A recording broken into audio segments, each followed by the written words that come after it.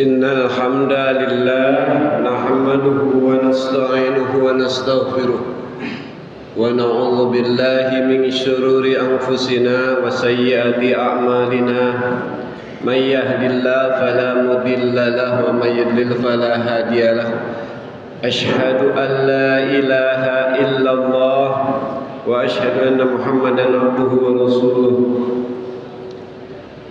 wa nusalli wa nusallim ala habibina al-karim Muhammadin wa ala alihi wa ashabihi wa man tabi'ahum bi ihsanin ila yaumiddin.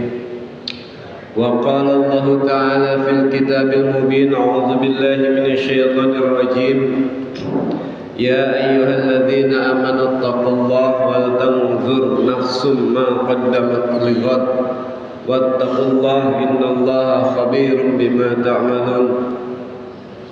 Wa qala aidan a'udzu billahi minasy syaithanir rajim kaifa takfuruna billahi wa kuntum amwatan fa ahyaakum thumma yumitukum thumma yuhyikum thumma ilaihi turja'un.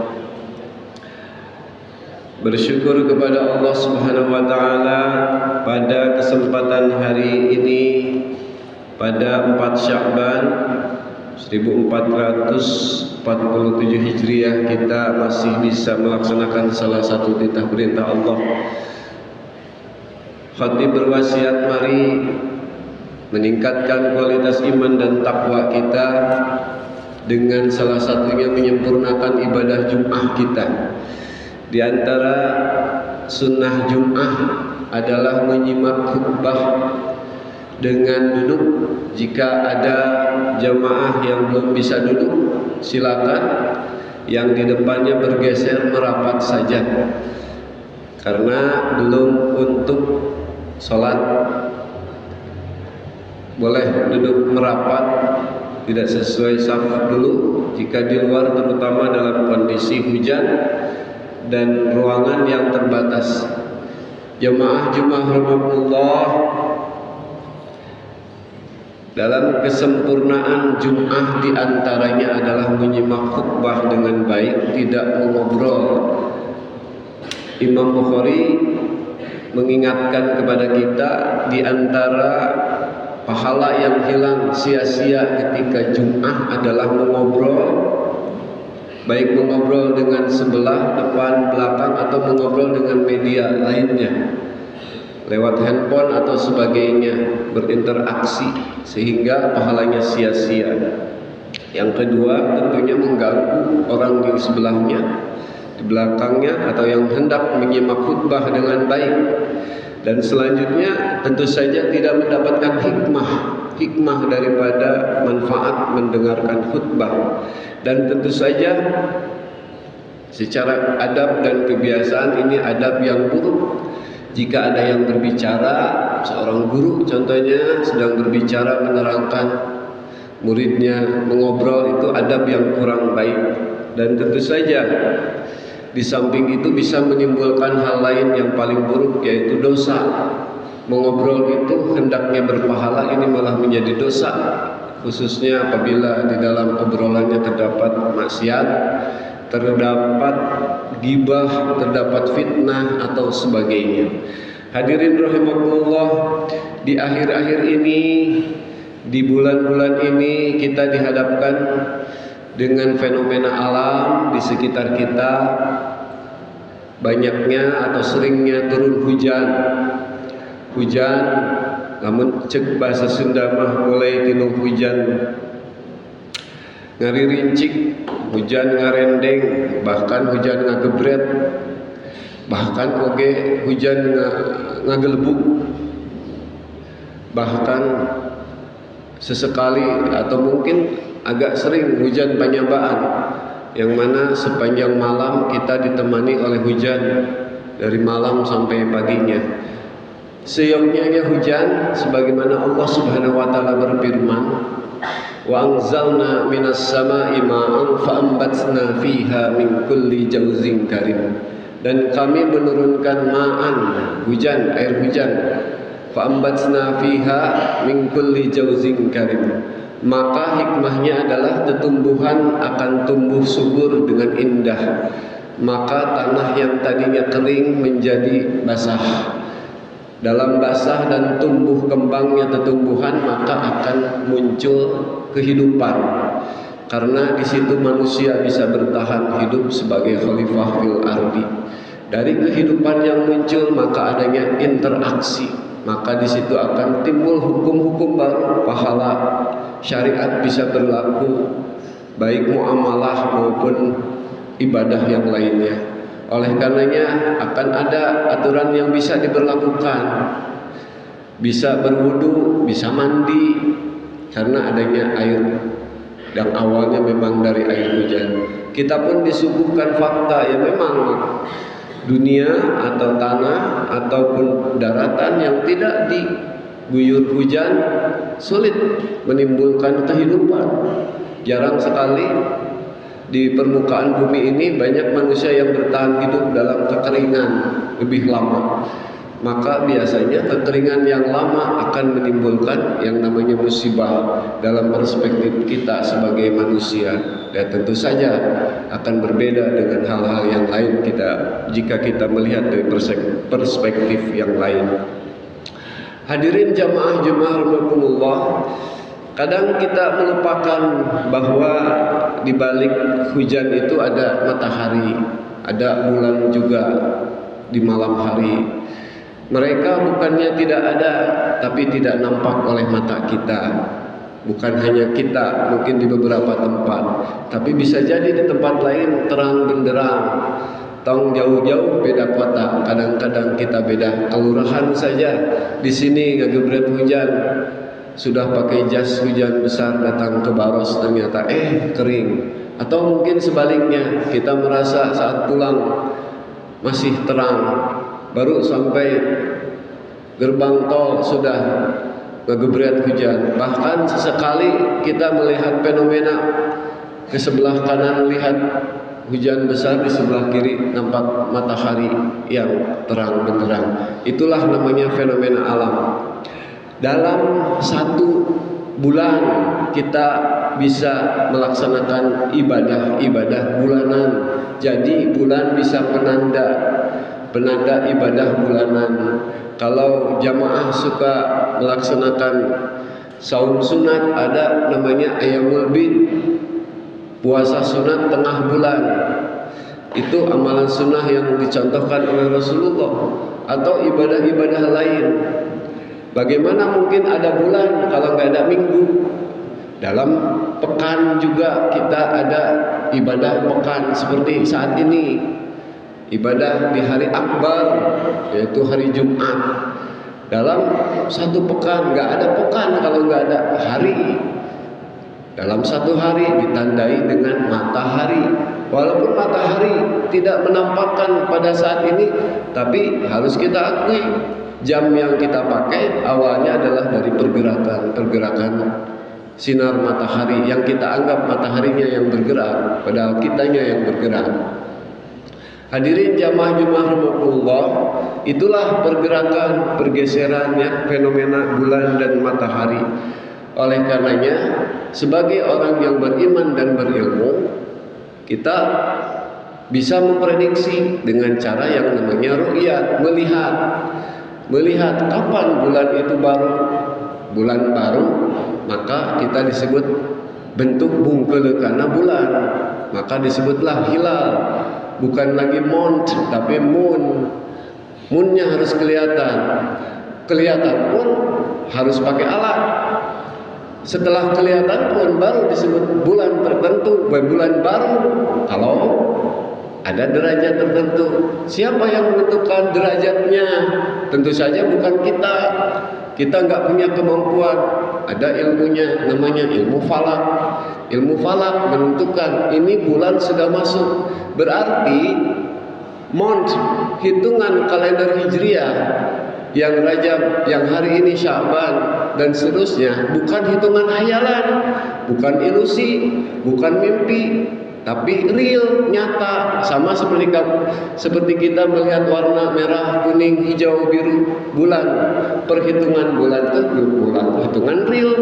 Makanya ada badannya, badan hisab dan ru'yat. Ajaran Islam mengakui dua-duanya dengan baik, mengakui perhitungan modern dan juga taat kepada konstitusi bahwa menentukan bulan baru itu harus dengan sumu liruyatihi, dengan ru'yah, dengan melihat, dengan terlihat, memakai alat. Yang hisab pun tetap ru'yah. Beliau bisa menghisab karena apa? Karena sudah melihat, terbaca, bahkan sudah ada aplikasinya, bisa dilihat pergerakan bumi dalam 1 tahun, pergerakan bulan dalam 1 tahun, baik itu dalam rotasi itu ada berevolusi dalam perputaran, sehingga menjadikan tanggal tertentu. Itu yang menjadikan sah dan tidaknya ibadah kita. Kita sholat zuhur menentukan dari waktu, dari pergerakan itu. Sholat asar, ada sholat maghrib, sholat isya, subuh dan sebagainya. Belum lagi yang sunnahnya, ya, sholat duha, ya, syuruk dan sebagainya. Apalagi di bulan depan misalkan, yang sering kita kenal khazanah kekayaan kita sebagai orang Indonesia, di mana hampir seluruh mazhab hidup tumbuh subur, semua banyak followernya, banyak pengikutnya di Indonesia, lebih lagi di Jawa Barat. Kita hidup di mazhab yang banyak, tumbuh semuanya, banyak-banyak. Dari yang mazhab A, B, C, semuanya hidup, semuanya besar bahkan. Kita sebagai warga Jawa Barat sangat bangga dengan hal itu. Manfaatnya apa? Berarti paradigma ilmu kita bisa hidup dalam heterogen, baik sukunya, bangsanya, apalagi dalam Islamnya, bermazhab dan sebagainya. Dari situlah hadirin rahimakumullah kita bisa tahu. Kamu cek bahasa Sunda ya, bulan kita mulai dari munculnya hilal, kemudian kalau sudah di tengah-tengah ya bulan sapasinya, bulan sabit, sampai ke bulan sempurna, baik itu 29 atau 30. Para ahli ru'yatul hilal, jika 29 maka terlihat sudah hilal pada derajat tertentu, besoknya sudah dihitung mulai maghrib, sudah dihitung tanggal baru gitu. Jika ternyata tidak nampak atau derajatnya tidak mencapai ukuran tertentu, maka istiqmal, disempurnakan. Disempurnakan bahasa kitanya digenapkan dari 29 jadi 30. Contohnya bulan Sya'ban ini berakhirnya pada tanggal 17 atau tanggal 18. Nah, itu yang akan diambil keputusan nanti oleh para ahli, bukan hanya ahli hadis, bukan hanya ahli hisab, tapi juga semua. Maka badannya juga tidak terpisah. Maka badan, hisab dan ru'yah. Di situ kita sadar, oh iya, kalau nggak ada ulama, kalau nggak ada ahli, mana mungkin kita bisa beragama secara sempurna, secara baik. Nggak mungkin kita bisa bermunfarid menentukan satu ibadah, nggak bisa. Harus ada orang yang ahli, yang memahami. Tugas kita apa? Taat dalam konteks sebagai muslim. Walaupun kita sebagai bangsa, nasihat ulama itu, fatwa ulama baru sebatas nasihat, karena tidak menjadi hukum positif. Mangga pek teh teuing, suka-suka Anda mau puasa hari Kamis atau puasa hari Rabu misalkan, atau berakhir Rabu atau Kamis. Begitu kira-kira. Hadirin jamaah rahimakumullah, begitupun kehidupan kita ya. Pergantian bulan menggambarkan kehidupan kita dari 0 tahun mencapai anak-anak, dari anak-anak sampai kepada remaja sampai ke 40, naik seperti dulu kita pernah kelas 1, 2, sekarang udah kelas 10, kelas 11. Kalau ibaratnya seorang pendaki, mana yang lebih sulit, menaiki atau menuruni? Ternyata survei membuktikan para pendaki lebih khawatir menuruni. Jika usia kita sampai ke 40 contohnya, 40 tahun itu kira-kira di antara itu puncak dari kekuatan fisik kita, intelektual kita. Jangan khawatir kalau kita tidak mencapai titik tertentu. Semua ada kodratnya, ada takdirnya. Situlah kita berpasrah kepada Allah. Jangan khawatir besok lusa kelas 10, 11, tahun-tahun naik, tahun-tahun kerja, tahun-tahun kuliah. Pangkat pun yang susah itu turun, menuruni dari usia 40. Begitupun dalam kehidupan kita, fungsi menurun, telinga dari tadinya bengras ngadangu mulai menurun, pandangan juga mulai pakai kacamata dan sebagainya, jalan mulai menurun kekuatannya, seperti lingkaran yang bergerak. Hadirin jamaah rahimakumullah, kaifa takfuruna billahi wa kuntum amwatan, dari enggak ada dulu, fa ahyakum summa yumitukum summa yuhyikum. Jadi awalnya amwatan, akhirnya yuhyi. Yang harus kita yakini, ending dari cerita kita sesungguhnya bukan amwatan, bukan kematian, tapi summa yuhyikum summa ilaihi turja'un. Jadi yakin, hari ini kita membangun terus karena ada takdir puncaknya. Anda harus bekerja keras. Kalau belum jadi apa-apa, tongsok ngajago, tongsok jadi jelma sombong. Bahasa agamanya takabur, nggak boleh takabur. Anda belum apa-apa. Encan pinter mah tong kasare lamun keur Jumatan. Encan beriman teguh mah tong wanianan teu sopan ngobrol keur Jumatan. Berani menantang ngantuk, berani. Tunjukkan sikap terbaik, duduk terbaik, kaki terbaik. Kalau bisa menjadi cahaya buat sebelahnya. Toel yang gigireun yang ngantuk, toel.